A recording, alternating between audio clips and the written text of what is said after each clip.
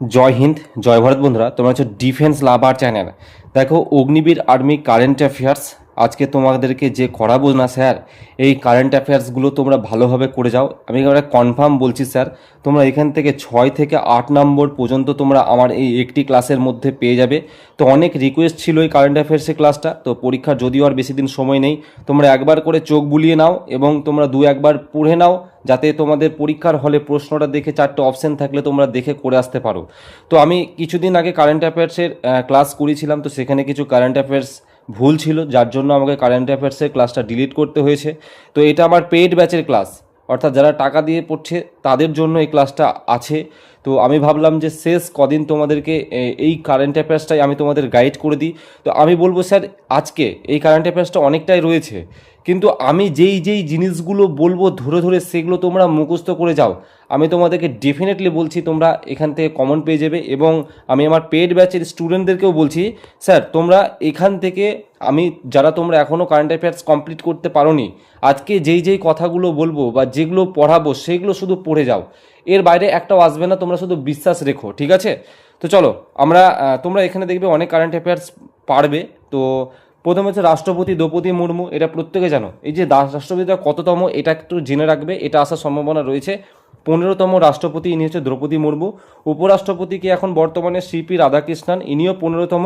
প্রধানমন্ত্রী নরেন্দ্র মোদী, ইনিও 15তম। ওকে, তো এই জিনিসগুলো একটু জানবে। তারপরে সুপ্রিম কোর্টের এবার বিচার বিভাগীয় প্রধানের মধ্যে দুটো জিনিস আমরা জানবো, যেটা হচ্ছে সুপ্রিম কোর্টের প্রধান বিচারপতি বর্তমানে কে রয়েছে, এটা খুবই গুরুত্বপূর্ণ, এটা তোমাদের আসতে পারে, এটা অলরেডি হাইলাইট কারেন্ট অ্যাফেয়ার্স রয়েছে। তো জাস্টিস সূর্যকান্ত ইনি কিন্তু আমাদের বর্তমানে সুপ্রিম কোর্টের প্রধান বিচারপতি রয়েছে, ইনি 53তম বিচারপতি। অ্যাটর্নি জেনারেল অফ ইন্ডিয়া, অর্থাৎ যে আমাদের ভারতের যে অ্যাটর্নি জেনারেল কে রয়েছে, তো অবশ্যই আর ভেঙ্কট রমণী, ইনি কিন্তু অ্যাটর্নি জেনারেল রয়েছে। তো ইনি 16তম কিন্তু আমাদের অ্যাটর্নি জেনারেল। তারপরে নির্বাচন কমিশনার থেকে দুটো পড়বে, শুধু হচ্ছে প্রধান নির্বাচন কমিশনার, এখন বর্তমানে চিফ ইলেকশন কমিশনার বা প্রধান নির্বাচন কমিশনার কে রয়েছে, জ্ঞানেশ কুমার। ওকে, কততম, অর্থাৎ 26তম। কন্ট্রোলার অ্যান্ড অডিটর জেনারেল অর্থাৎ ক্যাগ, বর্তমানে ক্যাগ কে রয়েছে স্যার, সঞ্জয় মূর্তি, ইনি কিন্তু 15তম। সশস্ত্র বাহিনীর প্রধান সম্পর্কে আমরা বেশি কিছু পড়বো না, আমি শুধু যেগুলো বলছি শুধু সেগুলোই পড়বে, আমি যেটা দাগাবো।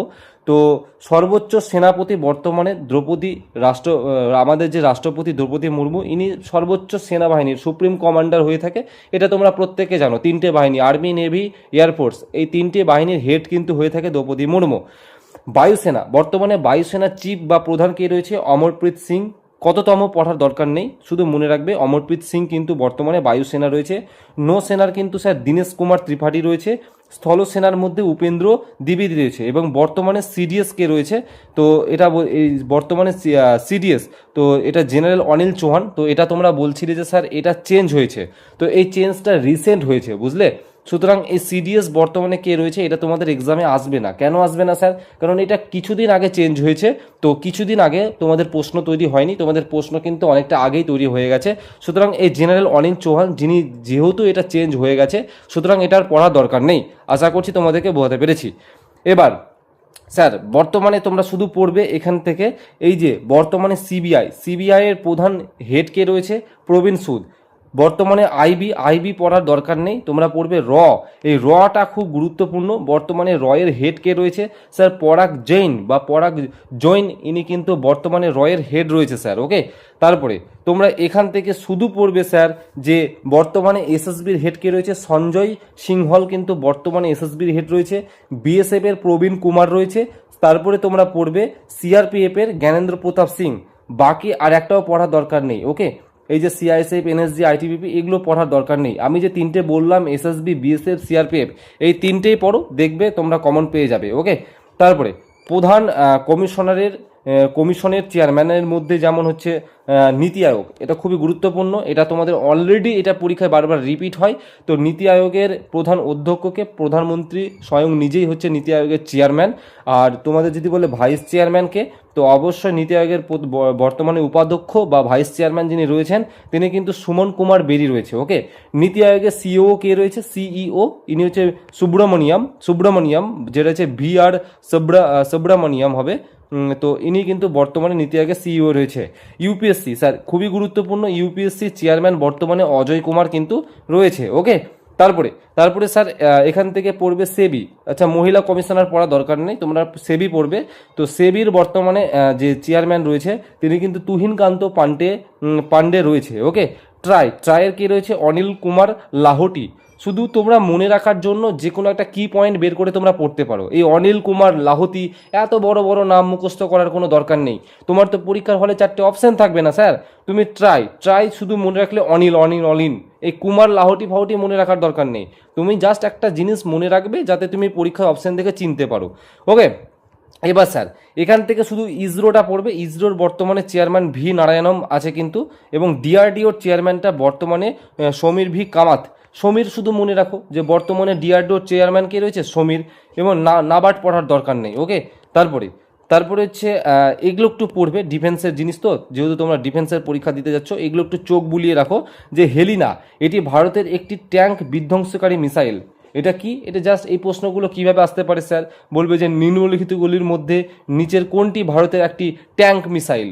তখন তোমাকে হেলিনা অপশন থাকবে, আরও 3টে অন্যান্য অপশন থাকবে, তখন তোমাকে করতে হবে। তো এগুলো জাস্ট একটু মনে রাখবে। হেলিনা যে হিলিয়ে দেয়, মানে সব কিছু যে হিলিয়ে দেয়। একটা ট্যাঙ্ক যখন যায় রাস্তা দিয়ে, পুরো দিয়ে সব হিলিয়ে দেয় না চারিদিকে, যখন বিধ্বংসী করে ট্যাঙ্ক ফায়ারিং হয় সব হিলিয়ে দেয়। তো হেলিনা হিলিয়ে দেয় মানে ট্যাঙ্ক। এভাবে একটা ট্রিক্স মনে রাখবে। চিনুক, স্যার চিনুকটা কি?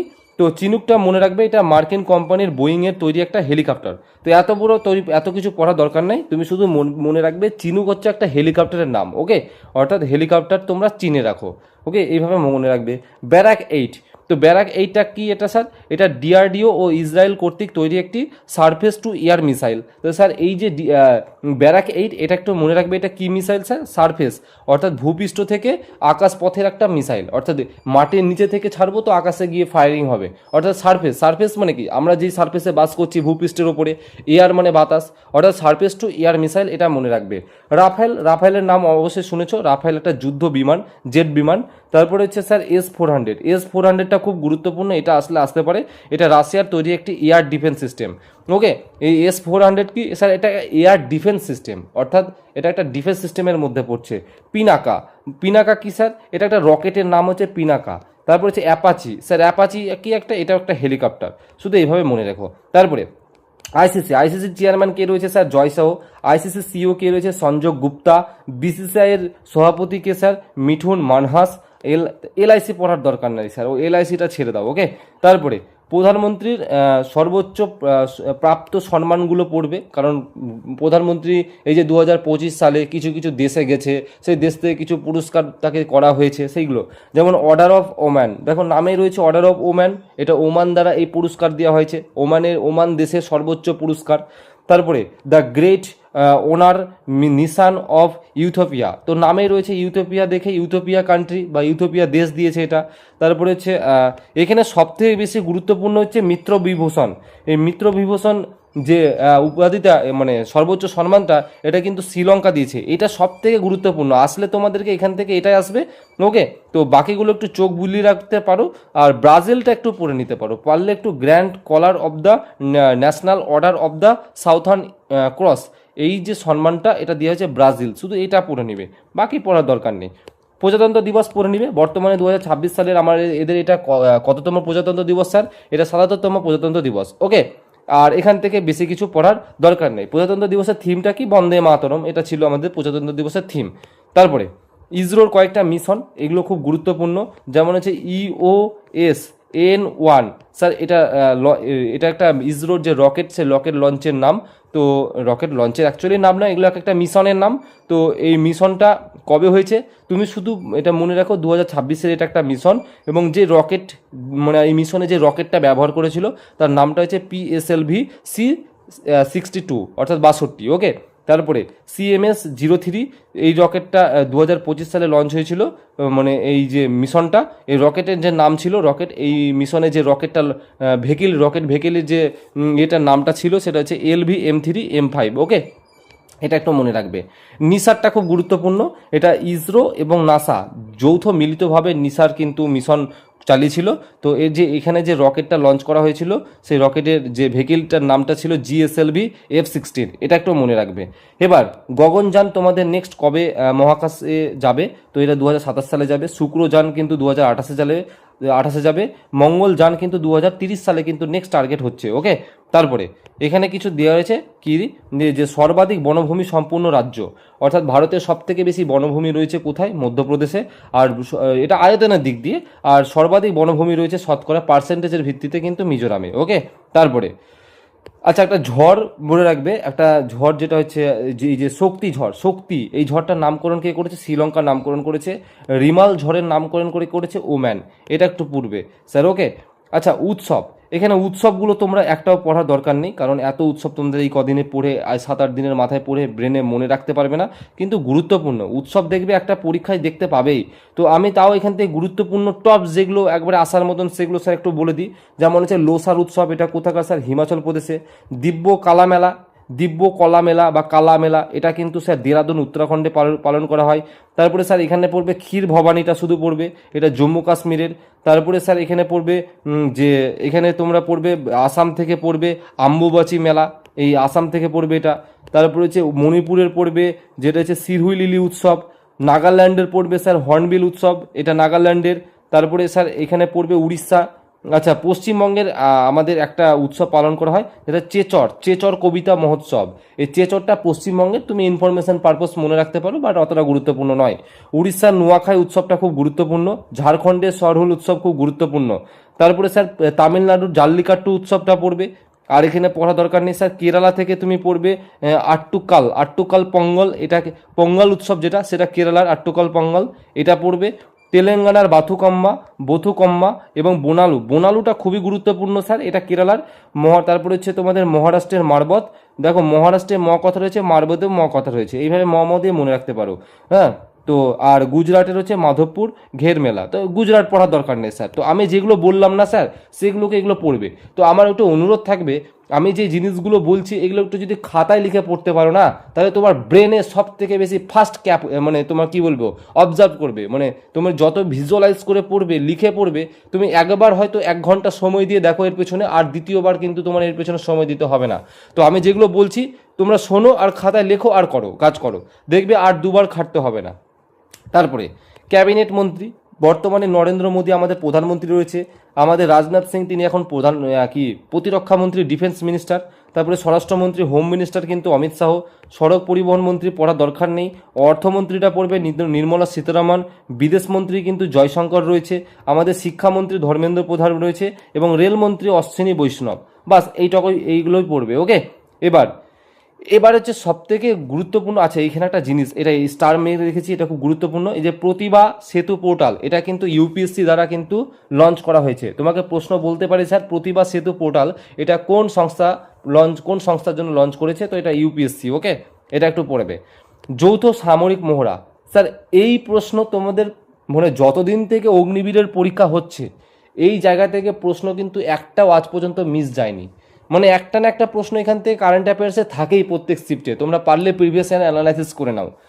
সুতরাং এই যে যৌথ সামরিক মহড়ার যে আমি আজকে তালিকাগুলো আলোচনা করব, সবথেকে গুরুত্বপূর্ণগুলোই বলবো, তো সেগুলোকেই পড়বে, তো এগুলো ছাড়বে না, ঠিক আছে।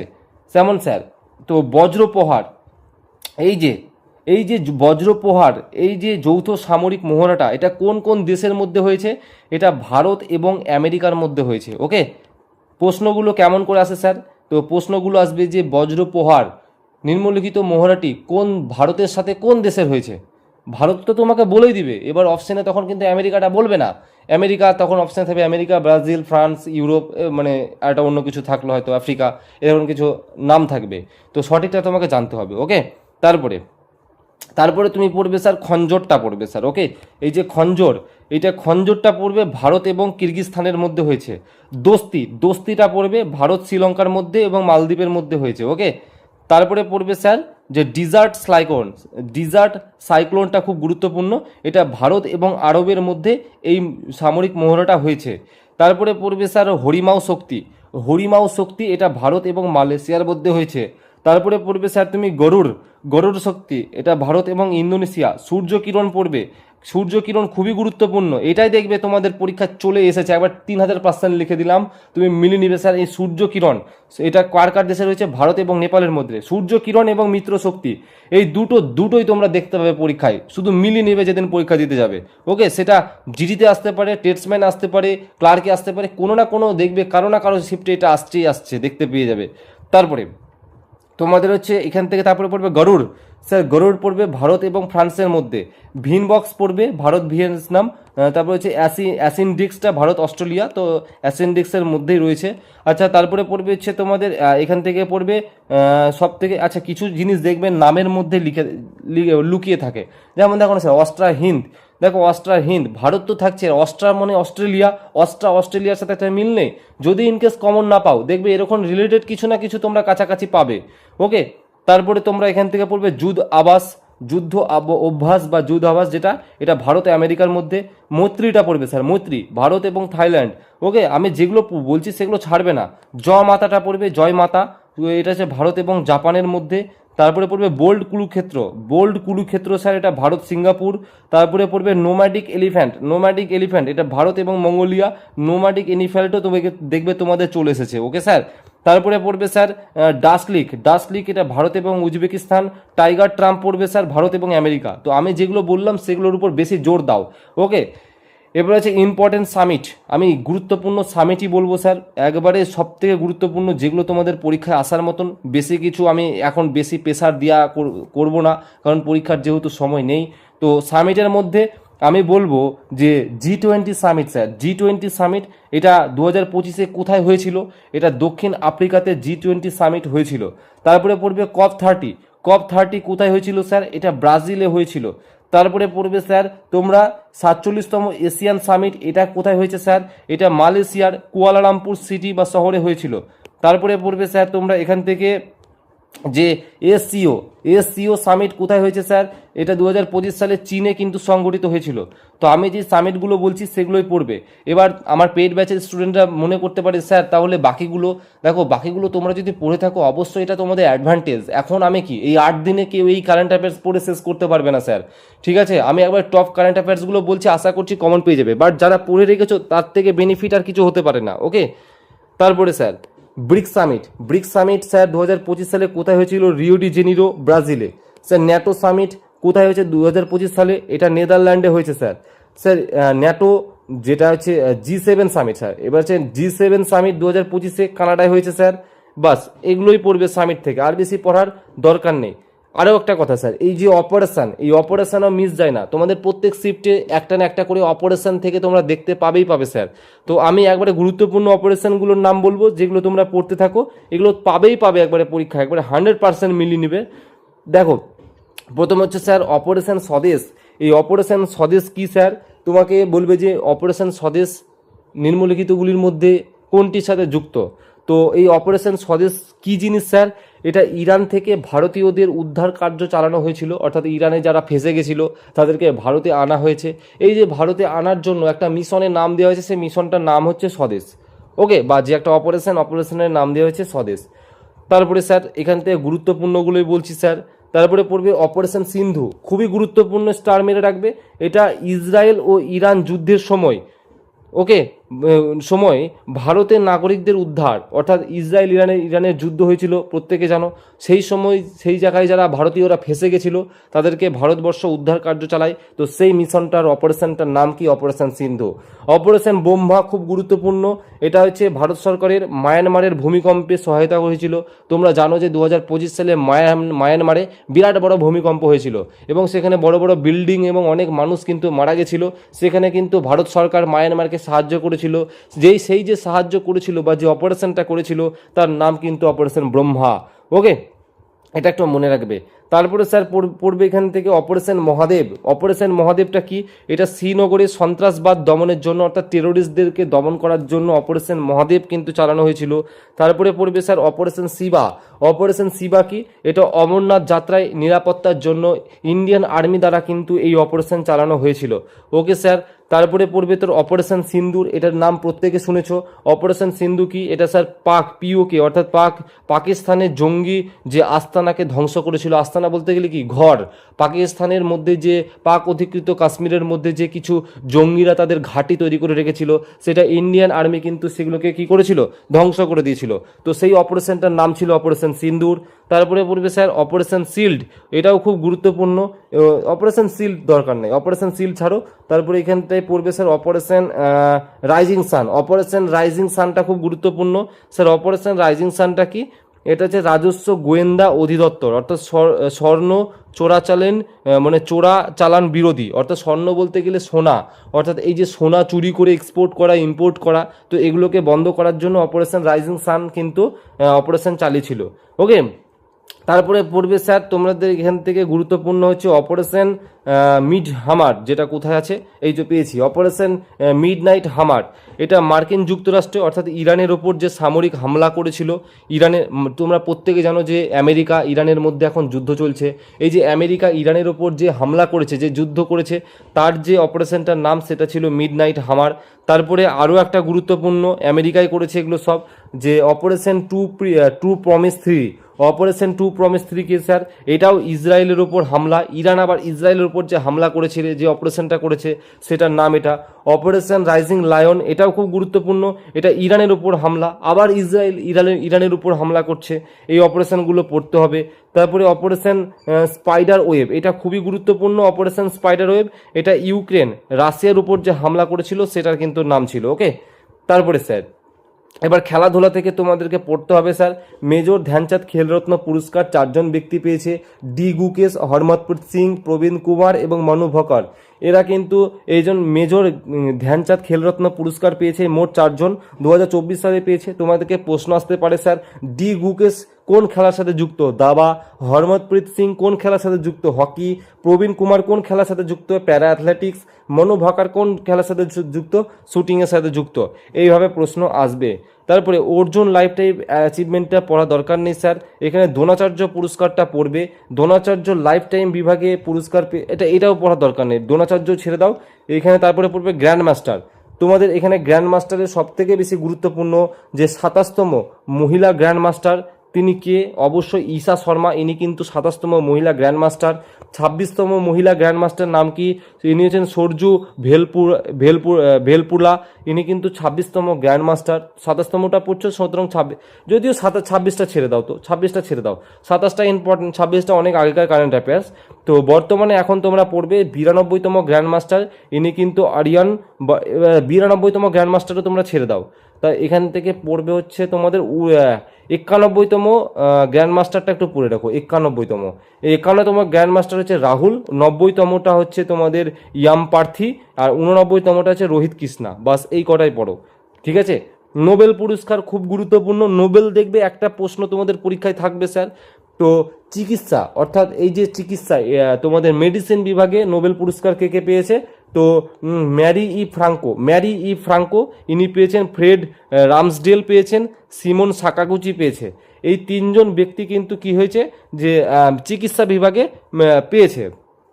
তো দেখো এখানে তোমরা সাকাগুচি, এগুলো ট্রিক্স আমি বলছি। সাকাগুচি দেখো, সিমন সাকাগুচি মানে সেকে দেওয়া বলতে গেলে সেকে দিই বলো না, এই তোকে সেকে দেবো, তোকে আজ মেরে দেবো, ঠিক আছে। এই যে মেরে দেবো বলতে জানে না, মারপিটের কথা বলছি আমি। তো মারপিট হলে কি হয়, শরীর আহত হয়, ক্ষত হয়, ব্যথা হয়, তার জন্য ওষুধের দরকার, মেডিসিনের দরকার, অর্থাৎ সাকাগুচি মেডিসিনের সাথে যুক্ত, এটা ট্রিক্স বললাম স্যার। ওকে। তারপরে হচ্ছে তোমাদের আর যেগুলো ট্রিক্স আমার মনে পড়ছে সেগুলো বলছি, যেগুলো মনে পড়বে না সেগুলো স্যার তোমাকেই স্যার পড়তে হবে। ম্যারি ই ফ্রাঙ্কো, তো এটার কোনো ট্রিক্স আমি বের করতে পারছি না, তোমরা ম্যারি মানে বিবাহ, তো বিবাহের সাথে চিকিৎসার আমি কোনো ট্রিক্স বের করতে পারছি না, ম্যারি মানে বিবাহই তো। তো তোমরা পারলে ট্রিক্স বের করে পড়বে, তাহলে খুব তাড়াতাড়ি ফার্স্ট মনে রাখবে। তো রামসডেলের নামটাও একটু মনে রেখো। পদার্থ বিভাগে স্যার, পদার্থ বিভাগে জন ক্লার্ক, তারপরে পড়বে স্যার মিশেল এইচ ডোভোরেট, তারপরে পড়বে জন এস মার্টিনিস, এগুলো কিন্তু পদার্থ বিভাগে 3জন পেয়েছে। তো এখানে পদার্থবিদ্যা, তো এগুলোর নাম শুনে বুঝতে পারছো যে মার্টিনিস, এগুলো জন এস, এগুলো কিন্তু সব পদার্থবিজ্ঞানের সাথে যুক্ত একটা বিজ্ঞানী, এদের নামগুলো তো এরকমই হয়ে থাকে, একটু মনে রেখো কষ্ট করে স্যার। ওকে, যেটার ট্রিক্স হবে অবশ্যই বলে দেবো। রসায়নবিদ্যায় রসায়নবিদ্যা আছে সুসুমু কিতাগাওয়া এবং রিচার্ড রবিনসন, এবং পেয়েছে যেটা হচ্ছে অমর এম ইয়াঘি। এই তিনজন কিন্তু রসায়নবিদ্যায় পেয়েছে। তো এগুলো পড়বে, রসায়ন সুসুমু, এগুলো শুধু কি পয়েন্ট পড়ো না, সুসুমু রসায়ন, রবিনসন রসায়ন। দেখো রবিনসনের সন কথা রয়েছে, সন মানে রসায়ন, রসায়ন সন রসায়ন একটা টার্ন আসছে না, এভাবে পড়ো। তারপর অমর, শুধু অমরটা পড়ো, অমর রসায়ন, অমর রসায়ন, এইভাবে পড়ো, শুধু কি পয়েন্ট নিয়ে নাও, এত পড়া থরি না দরকার আছে, তোমরা তো অপশন থেকে বুঝতে পারবে। শান্তিটা খুব গুরুত্বপূর্ণ, এই শান্তি মারিয়া মারিয়া কুরিয়া মাচাদো। ওকে, ইনি কিন্তু শান্তিতে পেয়েছেন। দেখো মারিয়া মারিয়া মারিয়া কুরিনা মাচাদো, ইনি কিন্তু ভেনেজুয়েলার বাসিন্দা, ইনি কিন্তু শান্তিতে নোবেল পুরস্কার পেয়েছে। এর নামটা একটু আমি বলবো মনে রাখতে। ওকে, তো শান্তি, মরিয়া, মরে গেলেই তো শান্তি, তাই না, মারিয়া রয়েছে, মরে গেলেই সব শান্তি। তো এইভাবে তোমরা ট্রিক্স করে পড়তে পারো। অর্থনীতিতে তোমাদের পড়ার দরকার নেই একটাও এই অর্থনীতিটা অত ছেড়ে দাও, সাহিত্যটা একটু পড়বে।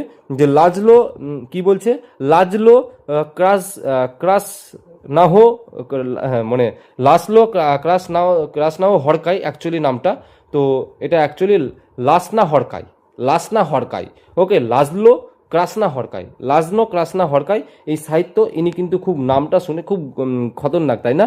তো এগুলো খতরনাক হলেও কিছু করার নেই, পড়তে হবে। ওকে, তো ইনি কিন্তু সাহিত্যে নোবেল পুরস্কার পেয়েছে, একটু তোমরা পাশাপাশি স্যার পড়ে নিও স্যার। ওকে, দেখো স্যার এটারও ট্রিক্স বের করে পড়তেই পারো। দেখো সাহিত্য লাজলো, অর্থাৎ সাহিত্য পড়তে আমার খুব লজ্জা লাগে, এইভাবে তুমি ট্রিক্স বের করে পড়তে পারো স্যার। ওকে, আচ্ছা স্যার, এখান থেকে একটু পড়বে স্যার যে তোমাদের এখান থেকে হচ্ছে মিস ওয়ার্ল্ডটা সবথেকে গুরুত্বপূর্ণ, আর মিস ইউনিভার্সটা গুরুত্বপূর্ণ, বাকি পড়ার দরকার নেই। মিস ইউনিভার্স কি হয়েছে, মনিকা বিশ্বকর্মা, আর মিস ওয়ার্ল্ড হয়েছে সুচেতা চুয়াংশ্রী। মিস ওয়ার্ল্ড আর মিস ইউনিভার্সের মধ্যে গুলিয়ে ফেলবে না। ওকে, মিস ইউনিভার্স মানে পুরো ইউনিভার্স পৃথিবীর মধ্যে মনিকা বিশ্বকর্মা, মিস ওয়ার্ল্ড মানে শুধু ওয়ার্ল্ডের মধ্যে সুচেতা চুয়াংশ্রী। ওকে, আচ্ছা স্যার, এবার বাপ্তা অ্যাওয়ার্ডে তোমাদের পড়ার দরকার নেই স্যার। এখানে জাতীয় চলচ্চিত্র পুরস্কারটা পড়বে স্যার, যে 71তম যে জাতীয় চলচ্চিত্র যে পুরস্কার, সেটা সেরা ফিল্ম যে 12 ফেল সেটা হয়েছিল, সেরা অভিনেতা শাহরুখ খান এবং বিক্রম মেসি হয়েছিল, সেরা অভিনেত্রী রানী মুখার্জি কিন্তু হয়েছিল। ওকে, এবং এখান থেকে অস্কারটা পড়বে স্যার, খুবই গুরুত্বপূর্ণ। 97তম অস্কার পুরস্কার সেরা চলচ্চিত্র অর্থাৎ সেরা ফিল্ম বা যে সিনেমা, সেই সিনেমাটার নাম হচ্ছে অ্যানোরা, এবং সেরা পরিচালক অর্থাৎ যিনি সিনেমাটা তৈরি করেছেন তার নাম হচ্ছে শন বেকার, অর্থাৎ বলবে বেকার ডিরেক্টর, এভাবে তুমি মনে রাখতে পারো। তারপরে সেরা অভিনেতা অর্থাৎ যিনি হিরো হয়ে থাকে, তো সেটা হচ্ছে অ্যাড্রিয়ান বডি, এবং সেরা অভিনেত্রী মাইকি ম্যাডিসন। ওকে, এখানে কিন্তু তোমরা অস্কার পুরস্কারটা একটু পড়বে। ওকে, আচ্ছা স্যার, তোমরা এখানে শুধু এই তোমাদের ম্যাক্সেসে পুরস্কারটা তোমরা পড়বে, এখানে শুধু এডুকেটেড গার্লস, এটা প্রথম ভারতীয় সংস্থা হিসেবে সম্মান পেয়েছে ম্যাক্সেসে পুরস্কার। তো এডুকেটেড গার্লস এটা ভারতের কিন্তু এই সংস্থাটা পেয়েছে। ওকে, তারপরে ফিল্মফেয়ার অ্যাওয়ার্ড তোমাদের পড়ার দরকার নেই, ঠিক আছে, আইএফএ অ্যাওয়ার্ডটাও পড়ার দরকার নেই। এখানে গ্রামী পুরস্কারটা একটু পড়ে রাখো। গ্রামী পুরস্কারটা যে অ্যালবাম অফ দ্য ইয়ার, এটা ব্যাড বানি, এটা দরকার নেই। গ্রামী পুরস্কার দরকার নেই, যেগুলো বলছি শুধু সেগুলোই পড়ো। পদ্ম পুরস্কার কি পড়বে স্যার, শুধু পদ্ম পুরস্কার পড়বে। টোটাল 131 জনকে পদ্ম পুরস্কার দেওয়া হয়েছিল, যার মধ্যে স্যার তোমাদের কি হয়েছিল, যার মধ্যে 5 জনকে পদ্মবিভূষণ দেওয়া হয়েছিল, 13 জনকে পদ্মভূষণ পুরস্কার দেওয়া হয়েছিল, এবং 113 জনকে পদ্মশ্রী দেওয়া হয়েছিল। অত পদ্ম পুরস্কারের কটা ভাগ স্যার, পদ্মবিভূষণ, পদ্মভূষণ এবং পদ্মশ্রী। তো এইগুলো কত কত করে দেওয়া হয়েছে, শুধু এইগুলোই পড়ো, বাস, আর কিছু পড়ার দরকার নেই। জ্ঞানপীঠ পুরস্কার সাহিত্যে বিনোদ কুমার শুক্লা জ্ঞানপীঠ পুরস্কার পেয়েছে, এটাই পড়ো। ব্যাস সম্মান পড়ার দরকার নেই, সরস্বতী সম্মান পড়ার দরকার নেই। আন্তর্জাতিক বুকার পুরস্কারটা পড়বে, ইনি বানু মুস্তাক কিন্তু হার্ট ল্যাম্প বইয়ের জন্য কিন্তু আন্তর্জাতিক বুকার পুরস্কার পেয়েছেন, এটা একটু পড়বে। দাদা সাহেব ফালকে পুরস্কার মোহনলালকে দেওয়া হয়েছে, এটা পড়বে।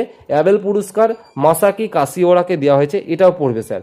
ওকে, দেখো আমি কিন্তু অনেক প্রশ্ন আছে, অনেক প্রশ্ন কিন্তু বাদ দিচ্ছি তোমাদেরকে। ওকে, বাদ দেওয়ার পর যেগুলো বলছি সেগুলো কিন্তু স্যার পড়তেই হবে, বাদ দেওয়ার কিছু নেই। এই অন্যান্য বিশেষ সম্মানের মধ্যে স্যার তোমরা এখান থেকে পড়বে, যে আমি যেগুলো বলছি সেগুলোই পড়বে। পেন প্রিন্টার পুরস্কার পেয়েছে লাইলা আবু লীলা। ওকে, কলিঙ্গ পুরস্কার পেয়েছে ধর্মেন্দ্র প্রধান, যিনি আমাদের কেন্দ্রীয় শিক্ষামন্ত্রী, তিনি কিন্তু পেয়েছেন স্যার। এই যে ইউনেস্কো প্রেস ফ্রিডম পুরস্কার, এটা পেয়েছে লা প্রেন্স বলে একটা সংবাদপত্র সংস্থা রয়েছে, এই সংস্থাটাকে দেওয়া হয়েছে। ওকে, তারপরে এখান থেকে পড়বে ডিজিটাল পেমেন্ট পুরস্কার, এটা কিন্তু ইন্ডিয়া পোস্ট পেমেন্ট ব্যাংক পেয়েছে, ইন্ডিয়া পোস্ট পেমেন্ট ব্যাংক কিন্তু এটা পেয়েছে। তারপরে তোমরা এখান থেকে পড়বে প্রেন ট্রান্সলেটর পুরস্কার গীতাঞ্জলি শ্রী পেয়েছে, এগুলোই পড়বে। এবার বিজ্ঞান ও প্রযুক্তি বিষয়ক তথ্যাবলী, এগুলো একটু পড়তে হবে। যেমন ইসরো 3, এটা ইসরো 3 হয়ে গেছে, এটা ইসরো 3 ইসরো ও ভারতীয় মহাকাশ অভিযান, অ্যাকচুয়ালি সেটাই। যেমন চন্দ্রযান 4, ইসরো তাদের আগামী চন্দ্রযান 4 মিশনের জন্য চাঁদের দক্ষিণ মেরুর কাছে ল্যান্ডিং সাইট বা অবতরণ স্থান শনাক্ত করেছে। ওকে, চন্দ্রযান 4, এটা কিন্তু চন্দ্রযান 4-এর কাজ, অর্থাৎ চাঁদের দক্ষিণ মেরুতে কিন্তু অবতরণ করেছে চন্দ্রযান 4, শুধু এইটুকুই মনে রেখো।